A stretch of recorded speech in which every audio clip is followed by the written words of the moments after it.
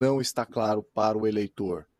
O Congresso está sendo atropelado pela presidência de Câmara, as comissões não funcionam. O presidente Lula apresentou hoje a PEC da Segurança Pública, com várias propostas de mudanças no que se refere à segurança pública. Ele fez essa apresentação numa reunião com governadores em Brasília, e aí o que chama a atenção é o seguinte, que esse texto, que foi elaborado pelo ministro da Justiça e Segurança Pública, Ricardo Lewandowski, faz mudanças na Constituição e dá ao governo federal muito mais poder na coordenação das políticas de segurança nacional. Entre as principais medidas estão integração das polícias, reforço do Sistema Único de Segurança Pública e estabelecer políticas unificadas ao padronizar protocolos, informações e dados estatísticos. Coronel Gerson Gomes, começo com o senhor, coronel, quais as impressões iniciais? O texto foi apresentado agora há pouco, é verdade, né? A intenção do governo já era antiga, mas só foi formalizado agora há pouco, mas daquilo que já foi divulgado, daquilo que já se inteirou, quais as impressões iniciais, coronel?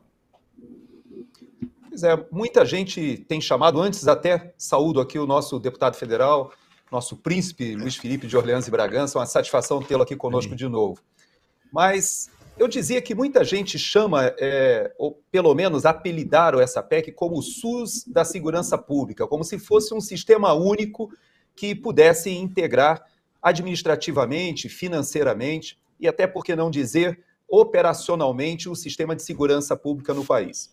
A ideia traz algumas boas sugestões, por exemplo, no que diz respeito à integração dos sistemas de inteligência, muitas vezes até dos bancos de dados. Nós temos situações, por exemplo, no Rio de Janeiro, que há uma concentração gigantesca de fugitivos de outros estados que estão se homiziando ali nas áreas que o ministro Fachin, de certa maneira, com aquela medida lá da pandemia, ele oportunizou que vários morros e comunidades carentes do Rio de Janeiro se transformassem em áreas de recebimento de procurados de outros estados. Esse tipo de unificação, ou pelo menos um banco de dados até com o que já foi começado e que poderia ser incrementado melhor, de pessoas que possam estar no sistema prisional e estejam identificadas em outros crimes, tudo isso é muito válido. Agora, qual é o grande problema que a gente enfrenta no Brasil hoje? E que não é somente da segurança pública, é a obsessão deste governo pela centralização. Ou seja, quando você conspira contra o Pacto Federativo, você compromete uma série de outros temas, como, por exemplo, o eleitoral, que eu quero até parabenizar o nosso deputado que está aqui hoje, que transmita a Carol Detone e os nossos deputados ali na Comissão de Constituição e Justiça, quando eles vislumbraram um grande problema que começou na eleição de 2020, por exemplo, quando o Tribunal Superior Eleitoral resolveu centralizar em Brasília mais de 5 mil municípios. É uma excrescência, nós temos os tribunais regionais eleitorais que foram bypassados e simplesmente foi imposta essa decisão, dizendo que a centralização em Brasília seria a melhor coisa a fazer num país de dimensões continentais, com unidades da federação, municípios com realidades diferentes. Então, esse tipo de obsessão, seja tributária, seja na área eleitoral e até mesmo, por que não dizer, agora na segurança pública, ela é muito perigosa. Nós sabemos que há um precedente que todos olham para a Venezuela, ali ao norte, quando existe uma quarta força armada, que é uma espécie de polícia militar nacional, que é a Guarda Nacional Bolivariana. Esse elemento na mão do poder central acaba servindo para perseguição política.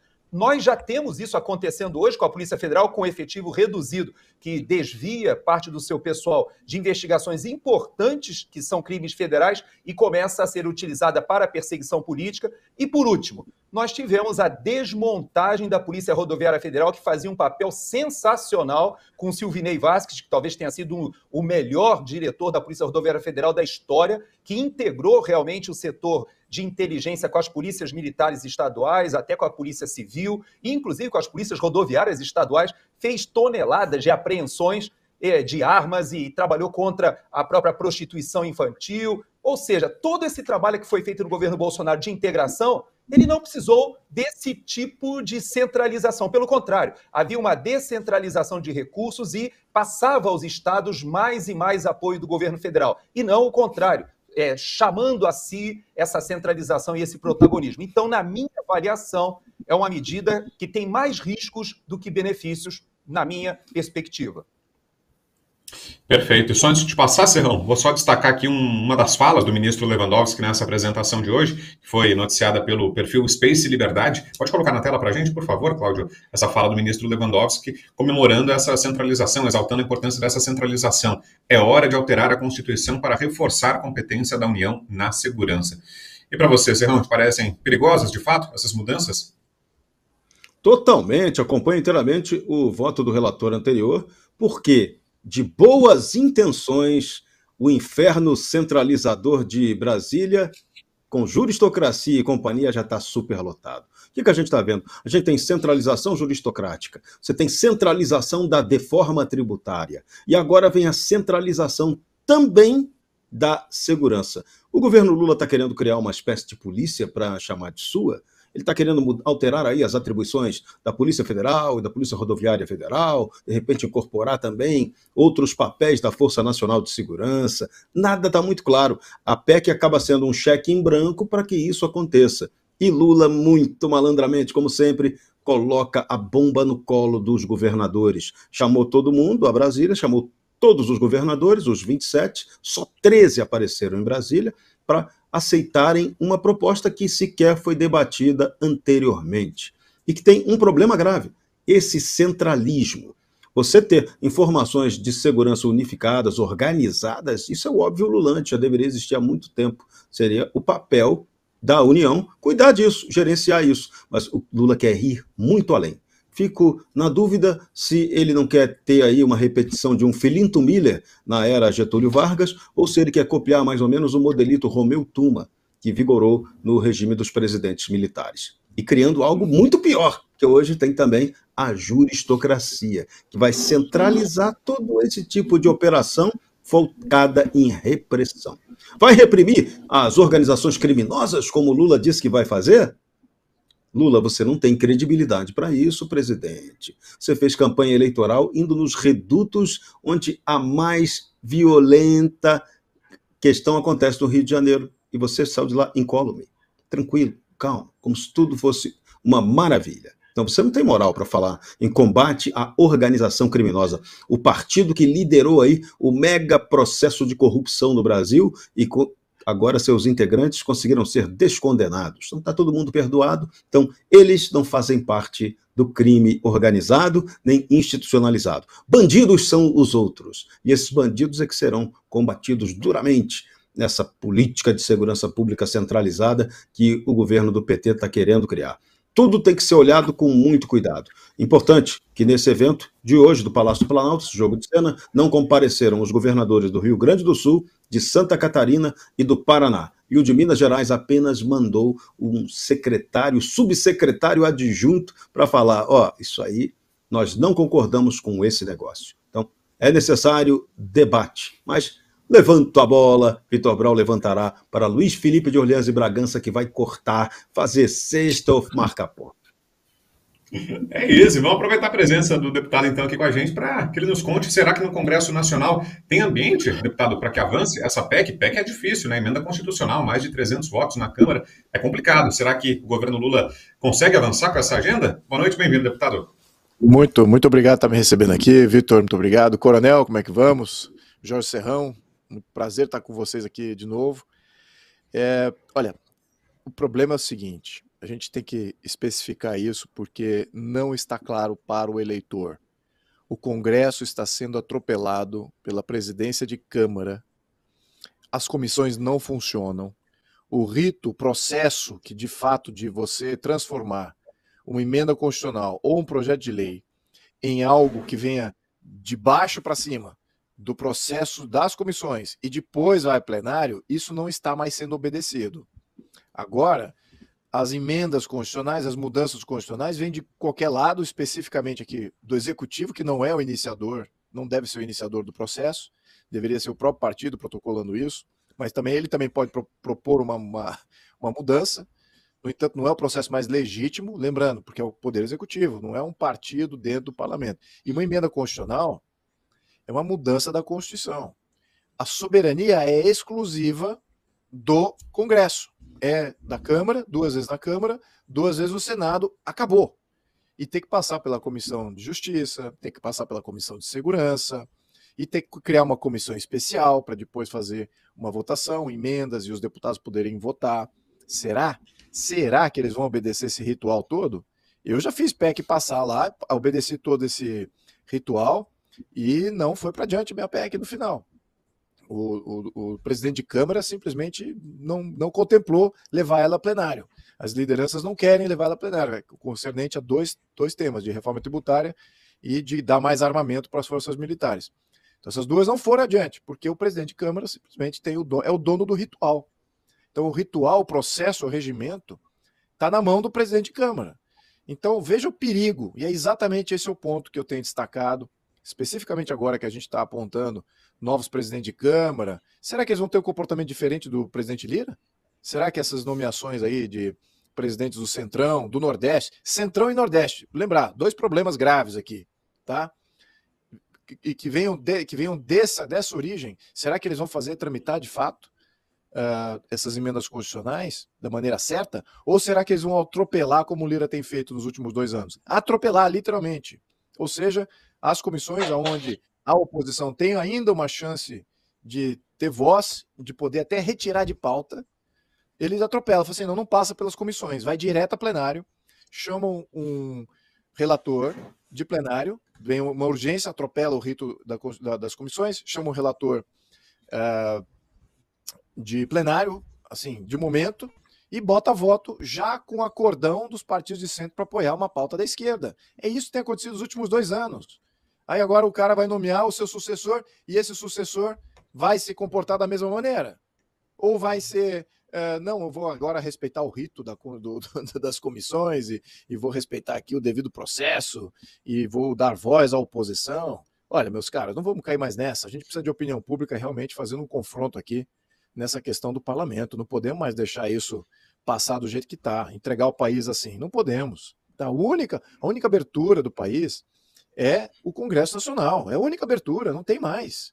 Não existe mais abertura aí para o que a gente quer. Então, com relação a essa emenda constitucional, que vai centralizar as polícias, certamente que eles estão contemplando fazer exatamente isso, atropelar todo o processo. Porque eu acho que se passar na Comissão de Segurança, onde nós temos uma boa representação lá, temos até liderança disso. Depois a CCJ, onde os números também não favorecem ao governo. Então temos chance de rejeitar por lá também. E esse projeto é extremamente rejeitável. É o caminho oposto do que a gente deveria estar fazendo. A gente deveria estar descentralizando e dando mais capacitação às forças policiais locais, não só aos guardas municipais, mas também aos policiais militares. E também liberalizar a criação de novas polícias no nível local. Isso que está tudo constitucionalmente travado. Não pode criar mais polícia, tudo é constitucional. Deixa os estados criarem as polícias que eles acham necessárias para que possam agir. Então, mais polícias é necessário, mais descentralização que é necessário, e também a questão de poder deixar a polícia agir. Não é só o efetivo, não é só ter mais gente, ter mais maquinário. Tem que ter empoderar legalmente o policial. O que tem acontecido é o caminho oposto. Eles têm criminalizado a ação policial e evitado o máximo possível de deixar os policiais agirem. É uma frustração grande. Eu estou com deputados, sou colegas de deputados das polícias, eu sinto agora a frustração deles. Eles estão muito mais próximos do problema do que eu. Mas eu senti ali que, de fato, é um problema gravíssimo. Agora, o que essa PEC faz? Ela vai nesse encontro? Não, ela vai em encontro contrário. Ela quer fazer um oportunismo na questão de segurança do Brasil, que está sempre ruim, mas eles destacam isso como a solução é sempre centralizar mais. E vamos lembrar, por que eles querem centralizar mais? Porque esse é o plano totalitário. Eles estão centralizando, como bem mencionou o Serrão. Olha, não é só agora o sistema tributário, né? Esse é o último. Vamos lembrar, centralizar a Previdência. Poderia ser só dos estados, mas centralizar a Previdência. Depois foi o SUS, que é um sistema único de saúde. Funciona o SUS no teu estado? Vocês que respondam. Depois centralizar a questão de leis trabalhistas, a mesma lei trabalhista para todo mundo. Está tudo centralizado. Centralizado os planos assistenciais. Tudo plano de governo, Bolsa Família, Bolsa Presidiária, tudo criado pelo Poder Federal. Agora está vindo a centralização dos tributos. Vai botar tudo lá em Brasília. E o último dominó para cair é essa questão da segurança. Pronto. Colocou praticamente tudo o que é a competência do Estado, todas as funções coletivistas do Estado dentro do Poder Federal, tirando todo o poder e autonomia e a relevância dos governadores e dos municípios, como se isso fosse bom. O resultado é péssimo. Planejamento central, isso é totalitarismo. Em cima disso, você sabe o que eles querem fazer. É um controle absoluto de todo o país. E não ter brecha para ter rival político. É isso que está em jogo. A gente tem que pensar nisso. E óbvio que nesse quesito, se a esquerda centralizando, certamente a gente sabe que eles vão ser mais lenientes com a questão da criminalidade. Né? O grande grupo de apoio deste governo são os grupos de criminosos. Vamos lembrar isso, está bem nítido isso. Então eles vão ser favoráveis a agir contra o crime, contra os grandes crimes organizados? De jeito nenhum. Então é um descalabro absoluto. Eu acho que a população precisa ter mais clareza aqui do que está em jogo. Tá? Não é só a questão que a gente está mencionando aqui da centralização. Isso sempre foi o plano deles. Mas também temos uma questão aqui de Congresso, que tem um problema grave ali, e a opinião pública precisa estar muito mais alerta com relação a isso. Obrigado. Só antes de passar, Serrão, rapidinho aquele recado de sempre, ó. 18 mil espectadores agora, só 2.700 curtidas, então muita gente assistindo sem deixar likes. Peço que você não faça isso não, vá curtindo aí enquanto acompanha o comentário do Serrão. Vai lá, Serrão. Só para antecipar a próxima proposta de Luiz Inácio Lula da Silva, também centralizadora. Ele vai criar o Sistema Único de Honestidade, com O, de otário. Muito bem. Deixa eu mudar de assunto, falar sobre política americana. Dá só uma olhada nessa postagem que fez o Elon Musk nas redes sociais. Por gentileza, Cláudio, coloca aí na tela para a gente. Ele diz o seguinte, vou ler na tradução em português. O mais impressionante é que não é necessária nenhuma identificação para votar, nem mesmo um cartão de biblioteca nos estados cinzentos. Os estados cinzentos são esse mapa que ele compartilhou. Foi um retweet, né, do Elon Musk. Nem sei se dá para usar ainda retweet, né? Mudou de nome para X, mas eu continuo usando o verbo antigo, retweetou. Esse mapa aí. Coronel Gerson Gomes, explica para a gente, Coronel, a importância dessas informações, o que é que consta nesse mapa que o Elon Musk chamou a atenção hoje no X. Pois é, tem vários aspectos que o Elon Musk ele se engajou nessa campanha, e o que é mais curioso é que o perfil dele anterior a essa campanha, a esta eleição, era daquele homem ligado mais às ideias progressistas do Partido Democrata, ali como é o pessoal do Vale do Silício, ligado à tecnologia. É difícil você encontrar alguém dessa área de ciência e tecnologia, mais voltada à tecnologia até da informação, inovação, que esteja envolvido com política. A verdade é que o Elon Musk, ele não somente resolveu entrar de cabeça na campanha do presidente Trump, como levantou vários tópicos, como, por exemplo, o aborto, como a questão da própria imigração ilegal, que são assuntos que os intelectuais ou a classe mais rica até evita de se indispor com os colegas que majoritariamente são do Partido Democrata. Mas ele toma posição, e eu vou só dar um exemplo para a nossa audiência, porque eu sei que muita gente não conhece como é o processo aqui. A minha mãe está chegando essa madrugada, vindo do Brasil, ela resolveu fazer uma visita, mas ela é cidadã americana, e eu estou aqui com a documentação que, quando ela chegar, levarei para votar. E é interessante que ela tem algumas opções. Eu estou vendo aqui na documentação, é bacana porque diz que ela votou nas eleições de 16, 18, 20 e 22. O voto é secreto, mas se você participou ou não, é algo público. E eles colocam para ela aqui as opções. Ela pode votar até domingo pessoalmente, ou seja, ela não precisa esperar o dia da eleição, ela pode ir lá com calma, pessoalmente votar antecipadamente, poderia ter enviado o voto pelo correio se ela solicitasse, que por causa da idade dela ela poderia fazer o voto pelo correio, mas teria que chegar no diretório até na terça-feira, então está bem em cima, e eu creio que ela vai pessoalmente. Mas o que eu queria chamar a atenção de vocês é por que o Elon Musk fala desses pontos, e talvez você, brasileiro, diga assim, ué, o que a eleição tem a ver com isso? Tem tudo a ver. Só para que vocês tenham uma ideia, a minha mãe terá que se manifestar sobre a questão de conselhos escolares, questões de caça e pesca aqui, terá que decidir se vai legalizar a marihuana, a maconha ou não, terá que decidir se a legislação da Flórida vai avançar na questão do aborto ou não. Tem 2 emendas constitucionais ali falando sobre questão tributária, que tem a ver com o bolso do pagador de impostos. Tem questões ligadas especificamente ao condado de Broward, que é o condado onde ela mora. E aí sim, vai votar para presidente, para senador, para deputado federal dentro do distrito, que o voto é distrital para o representante da Câmara dos Deputados. Tem questões aqui para decidir de juízes da Suprema Corte se permanecem ou não. Xerife, tem um monte de coisa para você decidir. Então, É uma senhora de idade, quase 80 anos, eu sentarei com ela, nós vamos conversar, vou ajudar que ela entenda cada um desses pontos e ela vai ali registrar o seu voto. Esse tipo de participação, gente, é fundamental que a gente comece a debater no Brasil, porque a gente coloca sobre os ombros dos nossos representantes, como muito bem falou o nosso deputado Luiz Felipe de Orleans e Bragança, coloca sobre eles o peso de decisões centralizadas em Brasília, quando muitas vezes o princípio da subsidiariedade nos remeteria a decidir coisas próximas do nosso condado, do nosso bairro, da nossa cidade, do nosso estado. E se a gente não gosta daquela legislação daquele estado, a gente pode até mudar de estado. Mas, infelizmente, no Brasil, como o Serrão falou, nós estamos ainda na era da centralização e que os nossos deputados federais, às vezes, têm que decidir para um estado o que vai funcionar para o Brasil inteiro. E isso é lamentável. O nosso federalismo, que era bonito de se ver, inspirado até no modelo norte-americano, está completamente erodido por essa obsessão que a gente tem no Brasil de fazer tudo em Brasília, de centralizar o poder todo lá no Distrito Federal.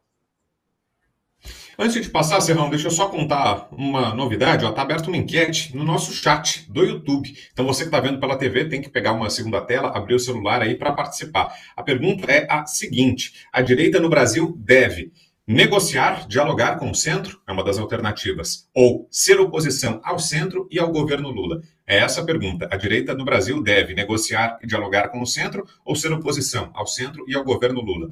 Por enquanto, deixa eu ver aqui, 62% votaram ser oposição ao centro e ao governo Lula. 38% acham que negociar. Aliás, aumentou um pouquinho a vantagem dos que querem ser oposição. 64 a 36. A gente vai acompanhando aqui, no final do programa eu trago aqui o resultado, mas dá tempo da sua participação. Em poucos minutos no ar, já tivemos muitos votos, estou vendo aqui 589 votos, entrou no ar há 8 minutos a enquete. Então, corre, participe. Queremos muito saber sua opinião, né? Um assunto que está dividindo as pessoas, né? Tem opiniões bastante antagônicas em relação a isso. Qual deve ser o futuro da oposição, da direita no Brasil? A gente quer ouvir você que está aqui acompanhando o programa. Vote lá no nosso chat, que daqui a pouco, no final do programa, eu trago aqui o resultado final. Jorge Serrão, queria te ouvir, Serrão, sobre a eleição americana e esse contraste todo entre Brasil e Estados Unidos que trouxe para a gente o Coronel Gerson.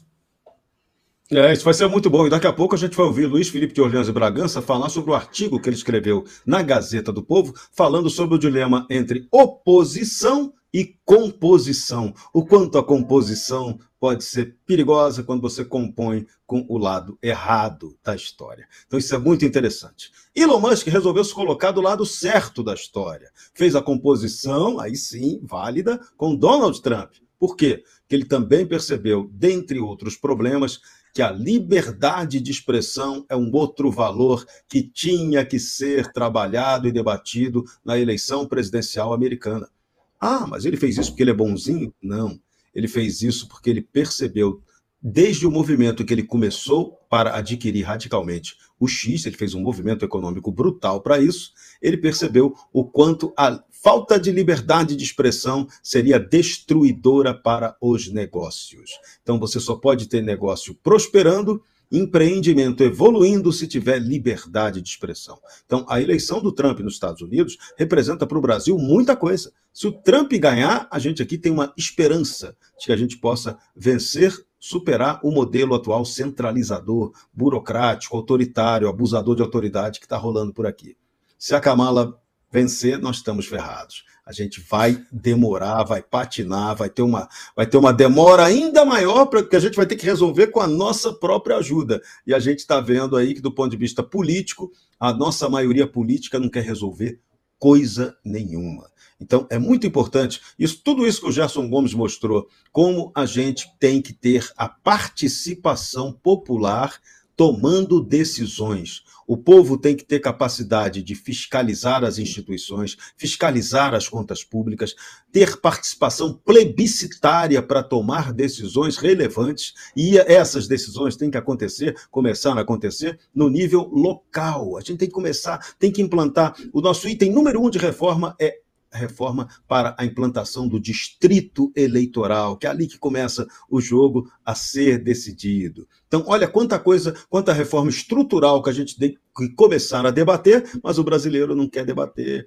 A gente está sendo engambelado pela turma centralizadora, autoritária, juristocrática, tirânica de Brasília, que está aí todo dia jogando algo para nos enganar, para nos fazer de otário, né? O honesto com ódio, otário. É esse o jogo que está sendo jogado por aqui. Mas a gente vai evoluir, tem gente propondo coisa séria, pensar, por exemplo, um projeto estratégico de nação, pensar uma nova Constituição. Por isso que a gente tem que se juntar a grupos e pessoas que já estão fazendo isso no Brasil. Ah, mas é minoria? É minoria. Mas vai demorar? Vai demorar. O tempo histórico é o tempo cultural, é um tempo diferente, não é o tempo do imediatismo. A hora certa ela acontece quando as condições históricas, culturais amadurecem. Então a gente aqui tem que tomar vergonha na cara e ajudar a amadurecer e não a apodrecer. E amadurecer não é fazer conluio com o Maduro da Venezuela, não. É pelo contrário.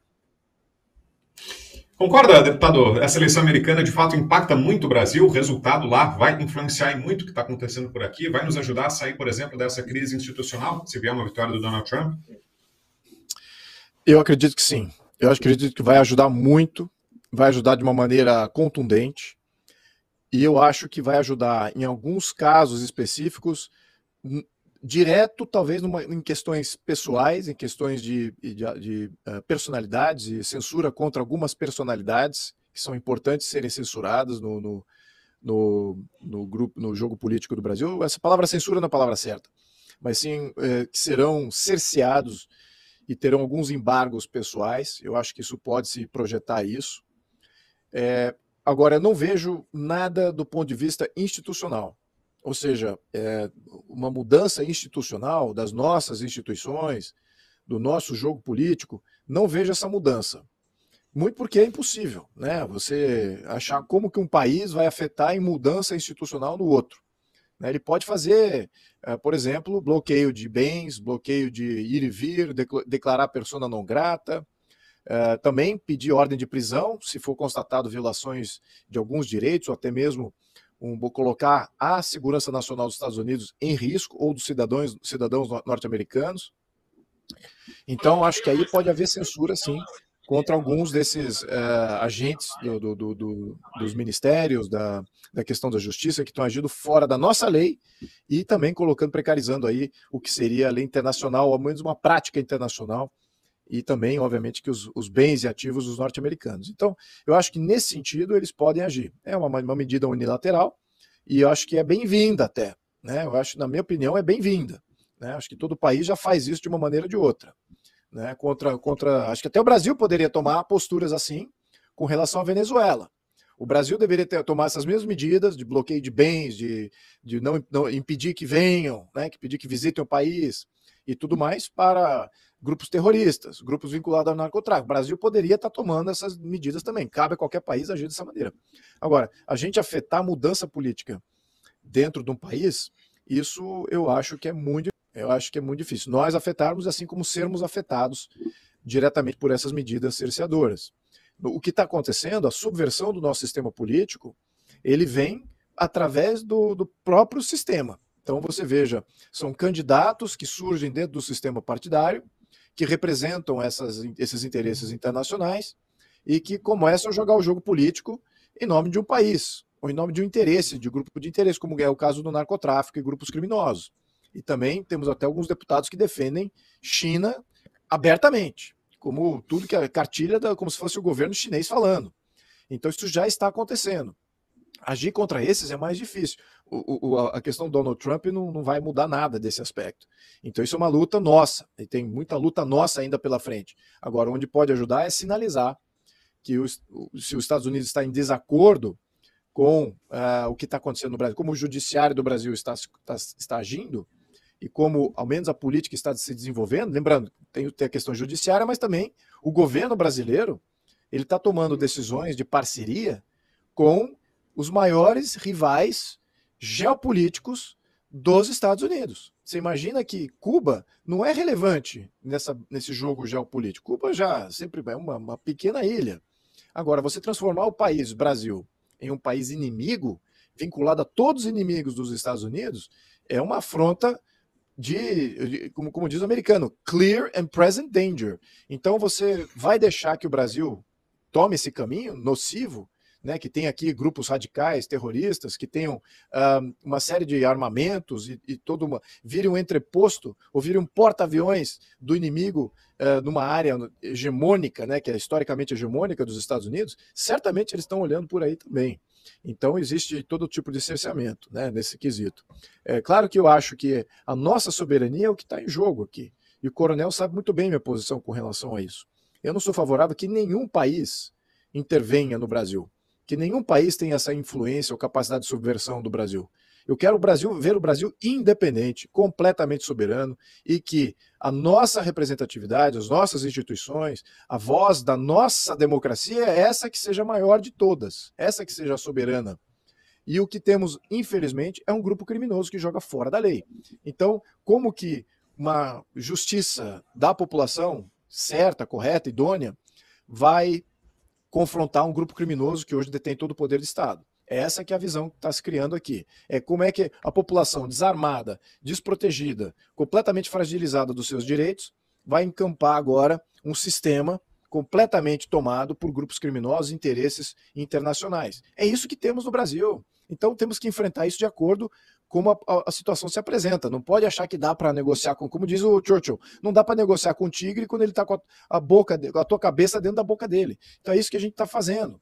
E perpetuando o tigre. Então, a gente tem que começar a enfrentar esse tigre em algum momento. Acho que o Donald Trump ele vai dar uma boa ajuda, mas a luta ainda é nossa, viu? Tem muita coisa interna que precisa ser resgatada e muita luta interna para a gente mudar as instituições que criaram esse estado de coisas que nós vivemos. Não podemos ter nunca mais esse estado de coisas surgindo no Brasil. Uma ditadura como essa está surgindo no Brasil. Não podemos mais ter isso no nosso sistema político. Então, a briga é conosco.